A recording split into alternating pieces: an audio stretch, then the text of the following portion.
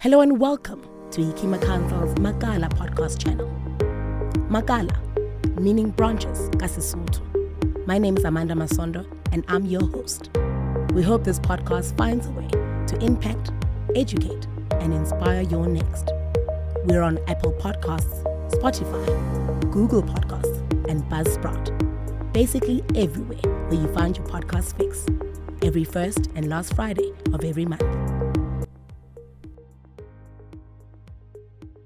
Hello and welcome to Hikima Council's podcast channel. My name is Amanda and I'm your host. Welcome, welcome, welcome. Remember to like and subscribe. Please be a part of our movement. We're going places. We're taking these entrepreneurs abroad. We're going global, all the things. Be a part of the movement. Be a part of the system. Remember to like and subscribe and also just listen out for our podcast every first and last Friday of every month. You already know the drill. My guest today, we're talking AI, we're talking technology, we're talking food security, we're talking climate change, multifaceted. There's so many things going on. It's very exciting. My guest today is Tumi Fraser. She is the co-founder of Fourth Wave Technology. Hello, Tumi. Hi, Amanda. Thank you so much for joining me. Good to be here. Thank you for having me. So, I like to ask my entrepreneurs, before we get into the glitz and the glam of this world of entrepreneurship, let's talk about where it all began, right? When did the entrepreneurial bug bite you? Well, I had two women in my life that inspired the whole entrepreneurial journey. One of them was my mother. At an early age, she used to, when I was at primary school, she used to sew the jerseys for most of my grades. Okay. And she would sell that to the school. Our school uniform, the jerseys were from her. And then my aunt also had a store, like a general dealer in the Northwest. Yes. So when I completed my matric, I went to live with her and my uncle.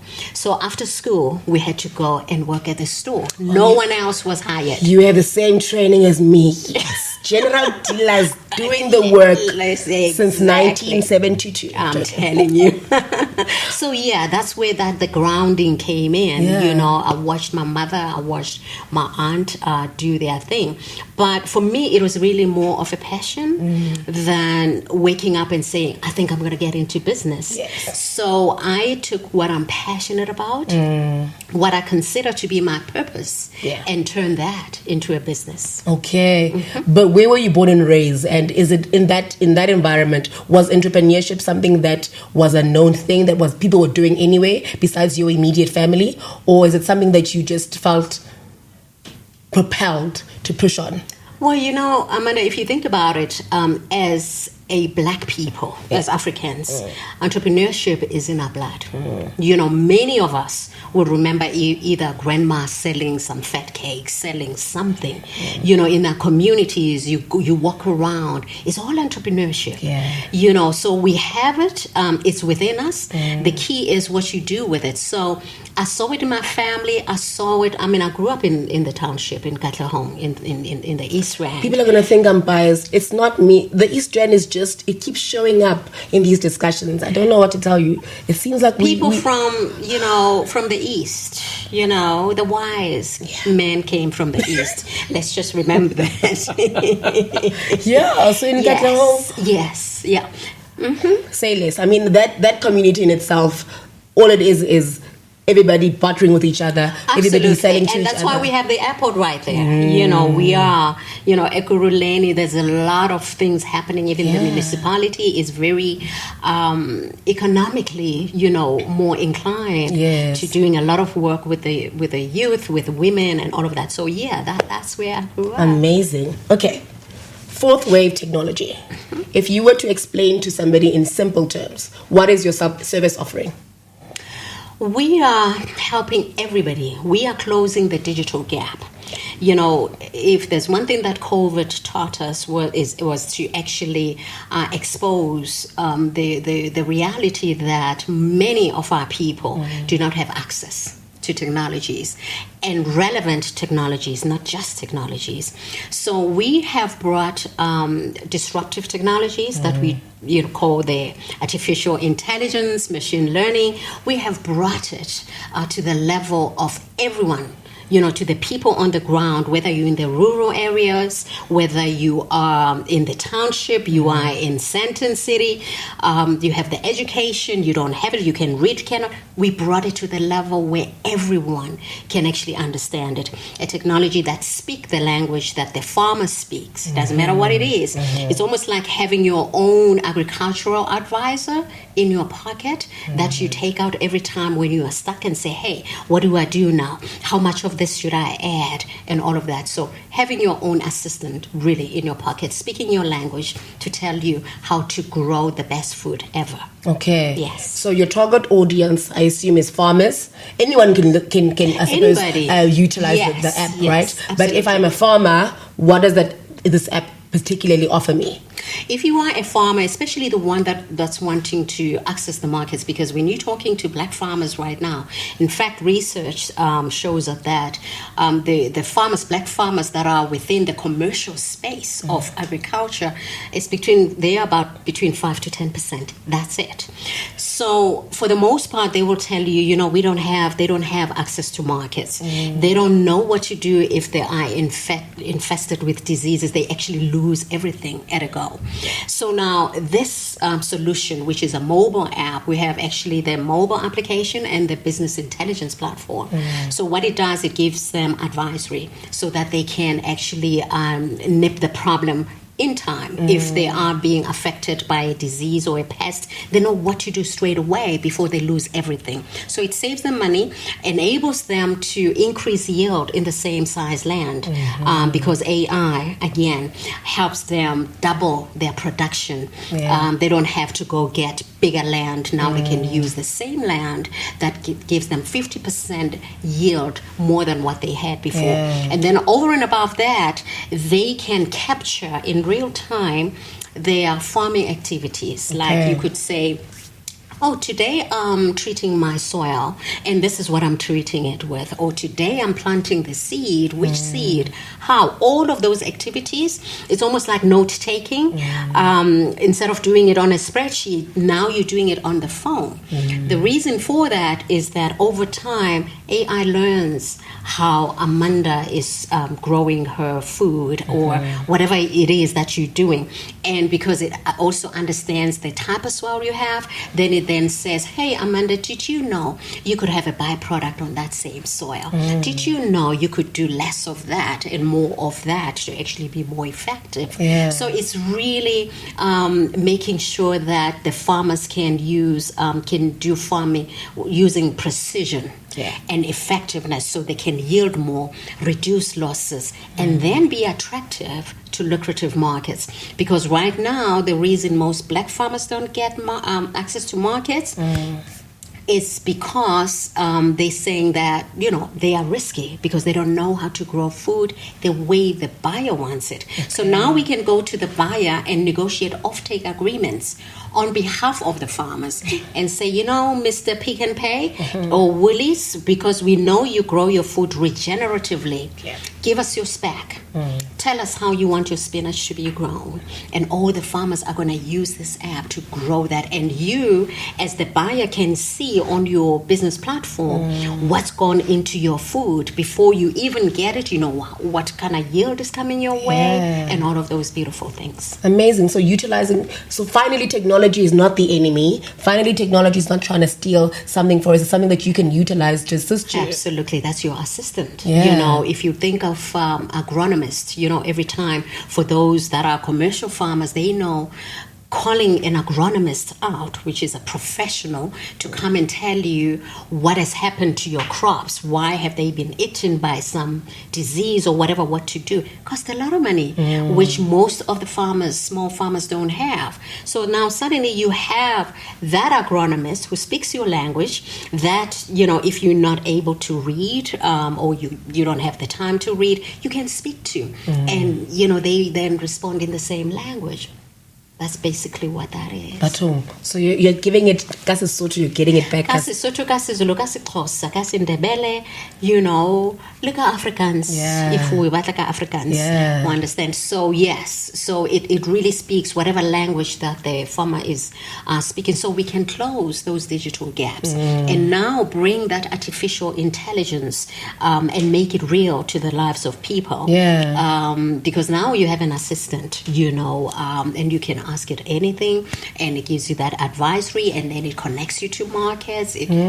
Beautiful things. So this kind of, we speak to entrepreneurs all the time about how they are struggling to meet the demands or the specs of a retailer, right? This kind of technology gives you that step ahead, because then people want to see, the retailer wants to see the specs that you provide, and they want to see if you're going to meet the criteria. Because I can understand if it's food, if it's anything, products, hair products, everything needs a specific genre that they go through, the checklist that they have. So this kind of technology already gives you the tech that goes with it. Yes, and you're talking about even the hair products or the things. Say, for instance, I mean, what goes into our hair products? Yeah. A lot of coconut or stuff that gets grown. You know, you could have even avocado, right?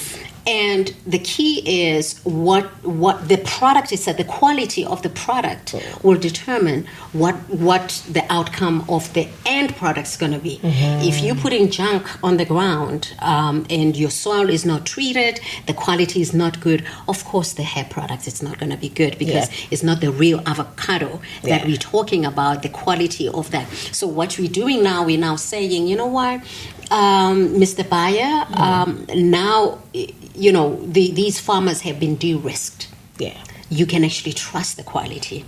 In fact, what we do on the business intelligence platform side, that's where we can flag for the buyer. Because now they have their own platform where they can check. We're able to flag and say, oh, Mr. So-and-so, Amanda has just missed a process. Before they reject your food. Because what's happening right now, you know, you could maybe grow spinach or tomato for buyer so-and-so. When they come, especially the ones that are particular, the ones that want you to grow their stuff according to global standards, they would actually reject your products. Then what do you do with them? You got to stand by the corner somewhere and hopefully sell them to somebody. You lose money as a farmer.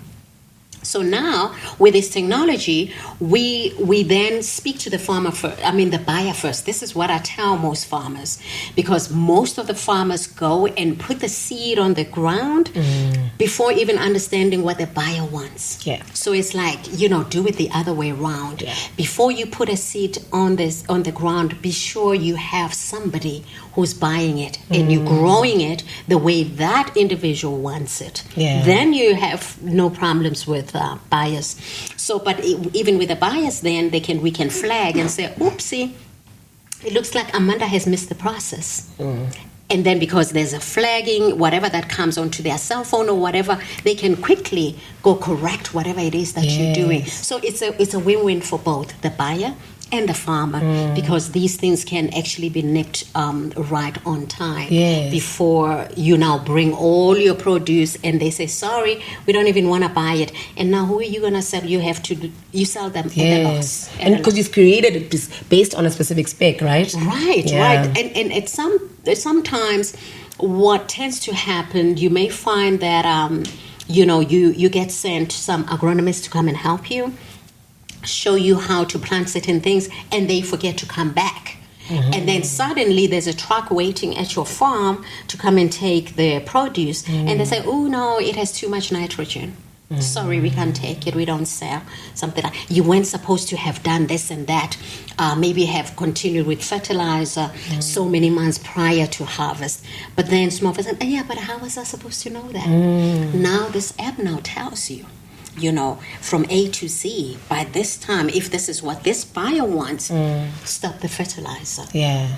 Because now if you continue, you're going to actually increase the amount of nitrogen, and it's going to be rejected. So this is really the support that we bring into farmers. Amazing. Tell me about what you're trying to do with food security, right? You were telling me off camera about your great ideas, about how in the future, what you're trying to do, your impact ideas. Tell us all about that. I think for starters, what we really, for me, I just believe that there shouldn't be anybody going to bed hungry to start with. Because, post-COVID, even before COVID, especially more now after COVID, many people lost jobs. Many people, young people, are dependent on the government to get that 300. I don't know if they still get it or whatever. Yeah. So what I'm even doing with the projects is like, if we can teach our young people or people to grow their own food. Yeah. At home, in your little yard or in a box or whatever, whether it's potato or it's spinach, it's, you don't have to go to bed hungry. And then again for women, because, when you're talking Africa, for the most part, you said, we have such malnutrition challenges, etc. Our children don't have the right nutrition. And we then teach them also how to grow certain things that have greater nutritional value.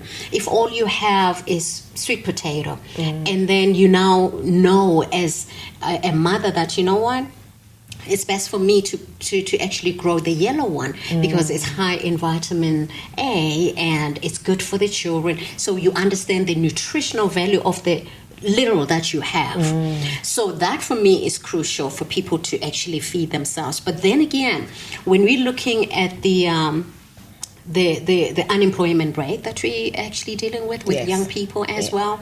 My vision really with some of my partners, key partners that we has come on board is to have special economic zones. For the most part, I think you probably have heard about smart cities. The government says, we want smart cities and all of that. So it's another version of within that smart city, you'd have an economic, a special economic zone where you have all the farming activities. I mean, think about this for a second, whether you're going to the Eastern Cape or Northwest or KZN. Where there's this huge land in that community, and the community is known for certain crop, and they export that, whether within Africa, neighboring or internationally. Say, for instance, you have hemp growing there, and you start from farm activities, and then we do processing. Because the reason also we don't have, we're struggling to create jobs is because we don't have manufacturing. We have nothing, and if your country cannot manufacture, you have nothing really. So to actually have the farm activities and then process the tomatoes to tomato paste to tomato sauce and all of that, and then get these out to the customers, and everything that happens in this value chain, is eco-smart. From the time you put your seed to the ground, you're growing it regeneratively, and the energy you use is off-grid.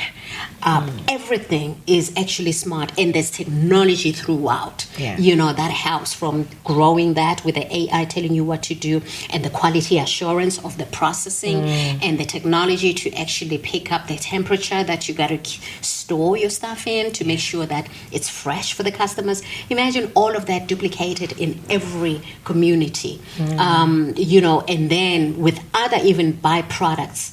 We would have so many jobs, not just for young people, but for women, including men themselves, because now we're running agribusinesses that have offshoots to other things, whether it's construction, because from hemp, you could actually have a byproduct of, the bricks. Now you're dealing with construction.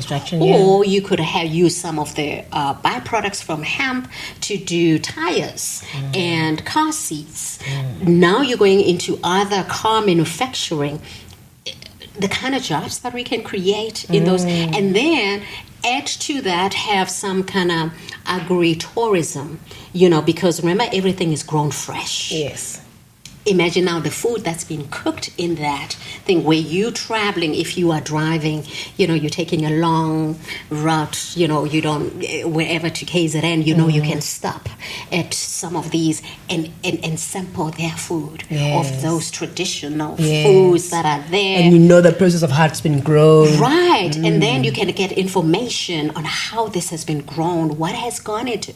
So almost like that whole, farm to fork type of traceability as well, and a bit of history around the food and everything.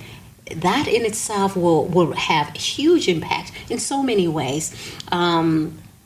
Socioeconomically, job creations, and these agribusinesses themselves will create jobs. And, this unemployment will be a thing of the past. Yeah. From your lips to God's ears. We'd love to hear that. So let's talk about entrepreneurship, right? Yes. Knowing what we know now, based on the current economic landscape, we're talking about the unrest, the pandemic, all the things that have currently happened, right, that have sort of derailed some of the journeys of many entrepreneurships. How would you describe it? It's been a rough patch, I must say, especially coming from COVID. Many entrepreneurs have been reeling. They are still reeling because, again, most of them had to pivot. Coming back to technology, because all you heard during COVID, it was like essential services. If whatever you're doing is not considered as part of essential services, then you got to rethink your business model. So most of the businesses have to now start incorporating technology in what they're doing, so that you don't rely on face-to-face, all of those things. So there's a lot of shift that had to happen. So in terms of rethinking business models, and all entrepreneurs, of course, will tell you access to funding is always an issue. And especially coming from that kind of knock.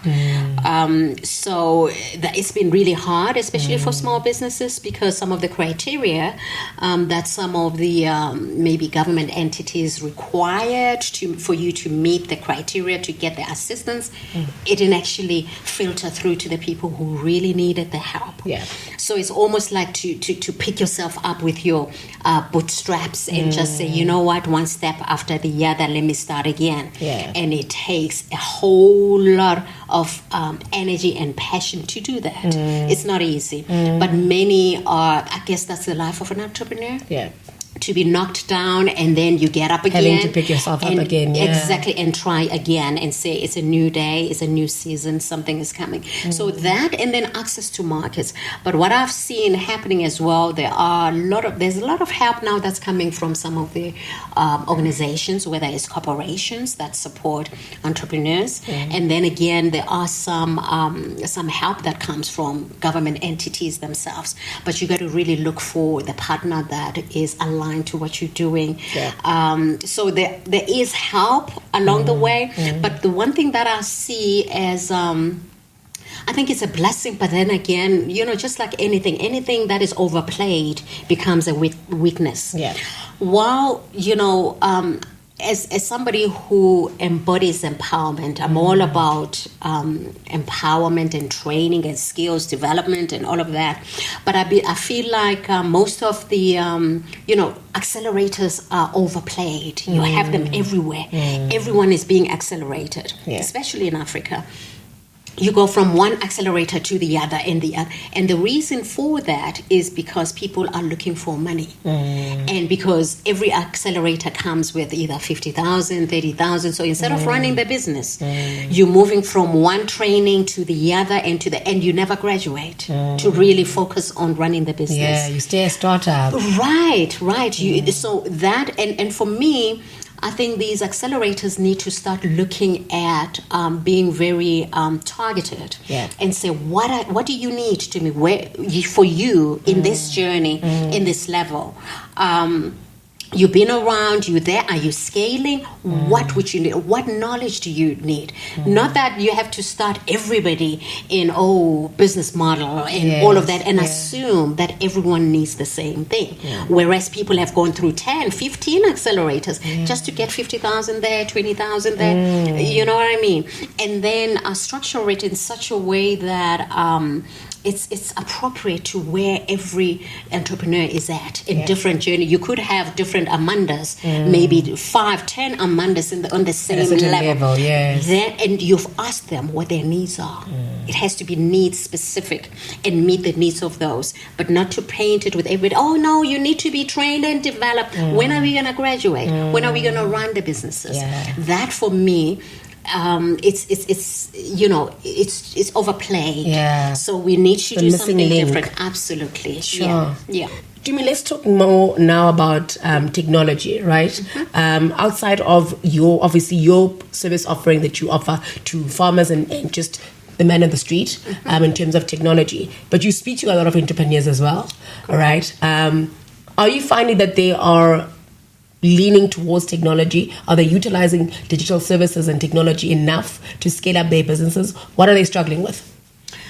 I think for starters, it's access, like what I said earlier, and understanding, looking for technologies that really speak to them, that they can utilize, and especially the ones that are in sustainability, because part of sustainability is the ability to measure the impact that you're saying you're making, whether you're saving water, you're saving electricity, or you're creating jobs, whatever, is how much of that are you doing. So you need technologies to be able to do that. So most of the entrepreneurs in that space are always in the lookout for affordable technologies that are not complicated, that they can utilize. And again, going back to COVID itself, it has really taught everyone that you got to incorporate some level of technology in your business, because that was a rude awakening for everybody. So yes, there is the leaning towards that, especially with the younger entrepreneurs, because they're more tech savvy and and with the AI, I even see some of them now even note taking when they're in meetings, on virtual meetings. It's like, oh, can I have my AI assistant to take my notes and stuff? So they are now starting to utilize those things in their everyday life. Absolutely. And then again, because with AI now, especially when you're talking about the chat GPT, when you're starting to write your business plan, or maybe your business model, you're not sure how to phrase certain things. It's always best to ask and say, okay, what's the best way? You don't have to be copying and pasting everything from chat GPT, but it gives you some ideas, innovative ideas. So it's there are tools out there that most entrepreneurs definitely need to tap into. When you look at your sector, right, specifically technology, and are there still barriers to entry, do you think, or do you think it's still pretty much an open market, but still has many legs and that it can still take?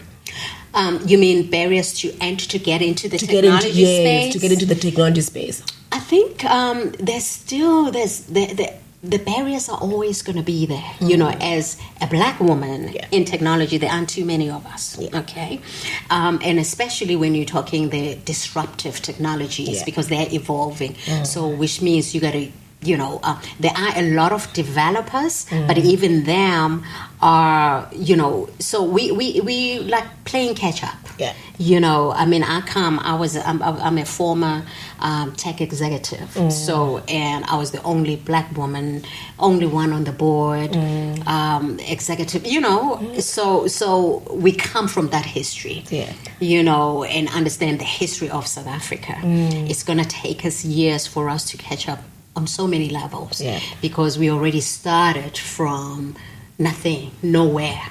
So to even say we are at the level, we're nowhere close to being on the same level play field. So it's going to take a lot of acceleration, a lot of hand holding, a lot of opportunities created specifically because, again, you could come in and then access to market is another different story. It's like, who are you? What do you know? Really? Can I trust you? Can I trust you? Right. So, and this is why it's so crucial. If you're going to get into that space, look at, the need around you. Creating solutions for your people, people just like you. It's almost like, entrepreneurship is actually looking at yourself and say, what really bothers you? What you wish, how you look into your kitchen and say, how I wish we could have whatever, something like that. Every time, when you have an apartment, I remember I used to, when I was coming up, my first house was an apartment where you have stairs and you come in with your high heels and then you've been standing up all day. You've been on it, with us. It's the last thing that you want, Right, to be going upstairs. And I would leave my high heels at the bottom and then run upstairs to go get... And in my head, I said, how beautiful it would be to, on those stairs, to have drawers that would actually just put your high heels there. You get them on your way out, but you don't even see that there are drawers there. You start thinking about that, and then you create it because you know how many women would love that kind of thing. So it's that thing that kind of bothers you. And then you come up with a solution because somebody else is actually wanting the same thing. That's how entrepreneurship. So if we're coming up with innovation, you got to look at something that makes other people's lives easier. And then look around you, around your friends, the community that you're in, because they're likely they have the same pain. And just like the woman who started the Spanx. She wanted to wear something to go out, and she couldn't have anything. Cut the stockings, and eventually created something when every woman was saying, "Oh my goodness, yes, I would love that." So that's pretty much where it starts. You just described entrepreneurship, just basically 101. So anyone, there we go. So according to that, anyone can be an entrepreneur. Anyone, because you're solving a need. You are addressing a problem. And that you're the only person. We all say, do you know how nice it could be just to have something that makes this easier? Whatever that is, think how you can actually... Love it. Fourth wave technology. Talk us through the future. What are we doing? What's next? What is next? Right now we are, looking at carbon capture, how to measure the new metrics that the United Nations is coming up with, where most organizations are going to have to adhere to certain, numbers or figures to, and then also get their credits back if they align themselves, with certain, what do you call it? Numbers, if you may. So yes, we're using now technology to now start saying, what can we learn between artificial intelligence and machine learning to get into really deep into that space, to understand the nitty-gritties of climate change. That's really where we headed. And then again, like I mentioned earlier with the special economic zones, where then we not only going to focus on the growing part of agriculture, but within the actual processing distribution, where we can use, IoT to check the temperature. You can logistics, make sure that the food stays fresh and all that through all that value chain. So we will actually be taking care of all that technology needs. Amazing. And then we're going to list on the New York Stock Exchange, the JSE. Absolutely. Because as you know, we have an office in Atlanta, Georgia. And in fact, I've been working with some of the students from Emory University to do a bit of research because I'm passionate about young people and them taking the helm, being upfront in the agriculture, because globally, when you look at a farmer, we're looking at people who are in their 60s, mid-50s. And unless we have people, succession planning, people to take over, food systems are going to be in trouble, are at risk. So young people, I think for me, I want to educate young people because they are the ones that are tech savvy. They care about the environmental issues. And now you then show them and say, actually, there is money in food. Yeah. It's not just in the farming, and farming is not just for poor people or peasants or, uneducated people. It is actually for people who know what they're doing, by the way. People who want a future. Yes. And so we're working with them, and it's amazing how, some of them are actually saying, oh, wow, we would love. In fact, I've been working with most of those students over their holidays there, because now they've gone away from their, the school breaks, university breaks. Most of them are into AI, machine learning, but they love sustainability.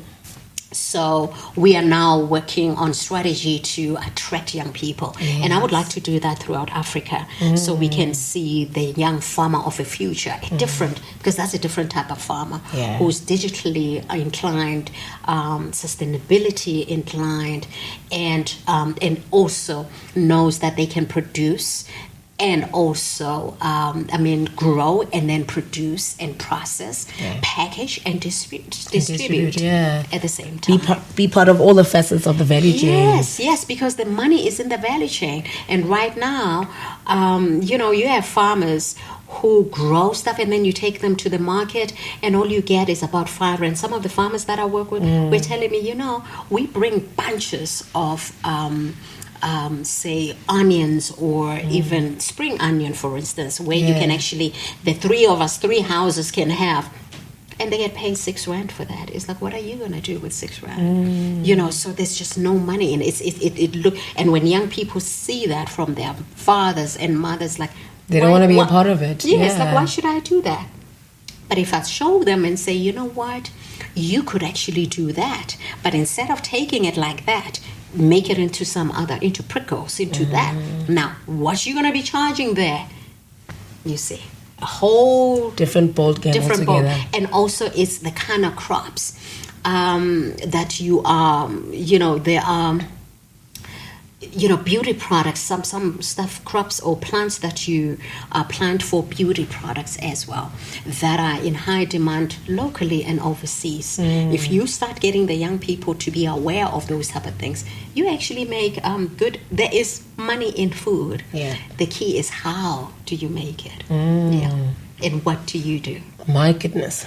Tumi, as we wrap up the chat, if you were to give entrepreneurs at least 3 words of wisdom, I want to call it entrepreneurship words of wisdom, either for somebody who has a great concept, great idea, it's still at idea stage, or somebody who's in corporate, but they know that they're not supposed to be there, they're supposed to be scaling up and moving up and opening that company, or somebody who's already starting an entrepreneurship company and they're just looking to scale up and they're just feeling like they've reached a ceiling and they don't know how to get to the next stage. Okay, so for the entrepreneur who is starting out with a great idea, my advice is validate your market. What do I mean by that?